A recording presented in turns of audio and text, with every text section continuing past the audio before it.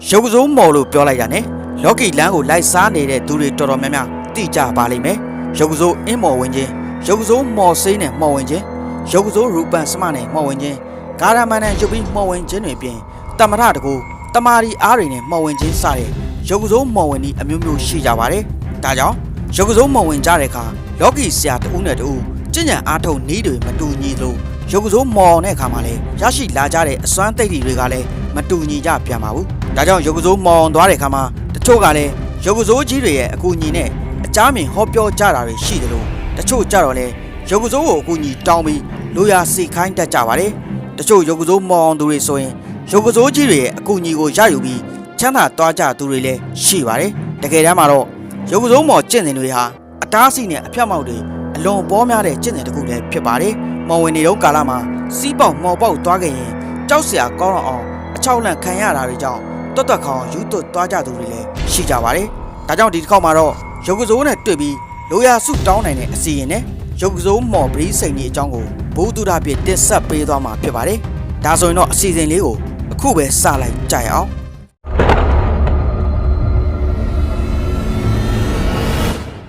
အခုပထမဦးဆုံးပြောပြပေးသွားမယ့်အကြောင်းအရာကတော့ရုပ်စိုးနတ်ကြီးတွေနဲ့တွေ့ပြီးလိုရာစုတောင်းနိုင်တဲ့အစီရင်တစ်ခုပဲဖြစ်ပါတယ်ဒီအစီရင်ကိုလှုပ်ဆောင်မှုအတွက်ထန်ရွက်ပေရွက်ဒါမှမဟုတ်စက္ကူတစ်ခုခုကိုယူပြီးတော့ရုပ်စိုးကာတာကိုရေးသားရမှာဖြစ်ပါတယ်ရုပ်စိုးကာတာအာဂါတထာနဘူမတ္ထာစရုပ်ကထာစမဟိတိကအဲ့ဒီမန်တော်စရေဒီဝါမန်ပါပေတုပဋိစီတံ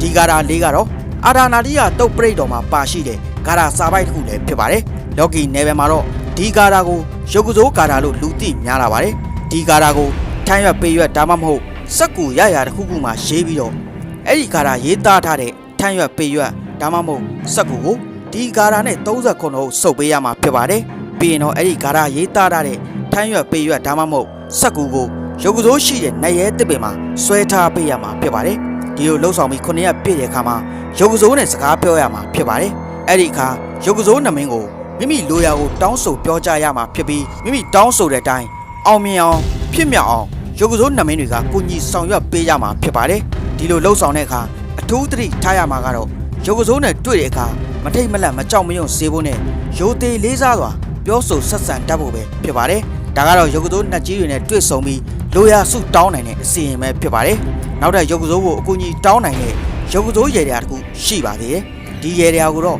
တေးရှင်ရေးလိုမျိုးအရေးကြီးတဲ့ကိစ္စတွေရှိတဲ့အခါဒါမှမဟုတ်အမှန်တကယ်လိုအပ်လာမှသာအသုံးပြုပေးရမှာဖြစ်ပါတယ်။အိုးရင်လိုချင်သူတွေအလုပ်လိုချင်သူတွေနေရာကောင်းရချင်သူတွေနေရာပြောင်းအလုပ်ပြောင်းကိစ္စတွေရှားရုတိုးချင်သူတွေအချစ်ရေးအိမ်တော်ရေးကိစ္စတွေအပါအဝင်အကျွေးတောင်းမရသူတွေအကျွေးပြန်ဆက်ချင်သူတွေအပြင်တခြားမြည်သည့်ကိစ္စမဆိုဒီရေတရားကိုလှုပ်ဆောင်လို့ရပါတယ်။ဒီရေတရားကိုလှုပ်ဆောင်မှုအတွက်နာနာ9နိုင်မထိုးခင်မှာရုပ်ကစိုးရှိတဲ့ညောင်မင်းမှာကောင်းကြီးမောင်းတွားရောက်လှူဒန်းပေးရမှာဖြစ်ပါတယ်ဒီလိုလှူဒန်းပေးရင်တော့အဲ့ဒီညောင်မင်းကညောင်ရွက်တွက်ကိုခူးလာခဲ့ပြီးဒီညောင်ရွက်ပေါ်မှာတနေ့ကိုပြောင်းနိုင်8တိုင်နှုန်းနဲ့8ရက်တိတိစီမီထွန်းကြီးပူဇော်ပေးရမှာဖြစ်ပါတယ်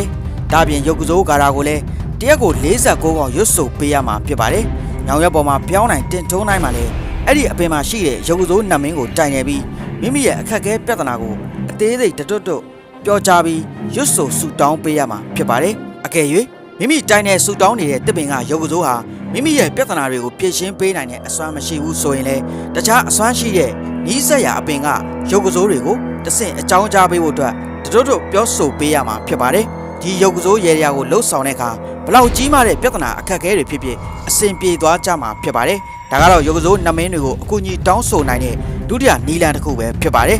အခုနောက်ဆုံးပြောပြပေးသွားမှာကတော့ရုပ်ကစိုးမော်ပရိစိန်ကြီးပဲဖြစ်ပါတယ်ဒီရုပ်ကစိုးမော်ပရိစိန်ကြီးကမိမိရဲ့ဆုံးဖြတ်ရခတ်နေတဲ့အခက်အခဲတွေအမှုခင်းကိစ္စတွေမိမိရဲ့အိမ်တွင်းကိစ္စတွေပြင်တခြားအခက်အခဲအကြက်တဲပေါင်းများစွာအတွက်အသုံးဝင်တဲ့ကျင့်စဉ်တစ်ခုလည်းဖြစ်ပါတယ်ရုပ်ကစိုးမော်ပရိစိန်ကြီးကိုလှုပ်ဆောင်မှုအတွက်ပထမအဆင့်ဒုတိယအဆင့်တတိယအဆင့်စရုဒ္ဓအဆင့်ဆိုပြီးအဆင့်တွေသတ်မှတ်ထားပါတယ်ကျင့်စဉ်ရဲ့ပထမအဆင့်မှာအထိတ်တန်9ရက်နဲ့ပတိ9ဘတ်စိတ်ပေးရမှာဖြစ်ပါတယ်ဒါပြင်ကျင့်စဉ်မစတင်ခင်မှာပူဇော်ရမယ်လူဝယ်ဝတ္ထုပစ္စည်းတွေကိုပရိဘောဂဇေဒီဖြစ်တဲ့ညောင်မင်းမှာရှိတဲ့မြတ်ဗုဒ္ဓကိုရည်စူးပြီးဖျောင်းနိုင်အမွှေးတိုင်းနဲ့တောက်တော်ရည်တို့ကိုပြင်ဆင်ပြီးညောင်မင်းရှိရုပ်ကစိုးမင်းကိုပင့်ဖိတ်ပြီးလူဝယ်ဝတ္ထုတွေကိုမြတ်စွာဘုရားလာရောက်လှူဒန်းပေးပါရန်ပင့်ဖိတ်ပေးရမှာဖြစ်ပါတယ်ပြီးရင်တော့ရုပ်ကစိုးမင်းတို့900နဲ့ကောင်းချင်းမောင်းတို့ကို ကတ်လူပေးရမှာဖြစ်ပါတယ်